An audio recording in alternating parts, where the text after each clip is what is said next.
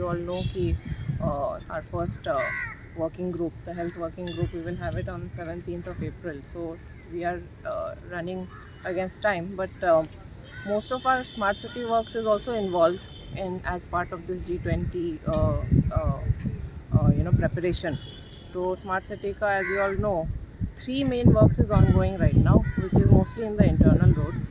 There is no work presently ongoing of smart city mission in the DB road or Fountain House or as such that side. So our main works is the one that is going on in Santines, the one the Thomas Garage Bridge, Kakulo Mall Wala, and that Sheetal Hotel to Vivanta. Similarly, there's one more road which is going towards that expert pharmacy towards going towards Madhuban. Yeah, so that is ours, which we have come to inspect that only to see whether we are closing near the expected time of completion as we had scheduled previously.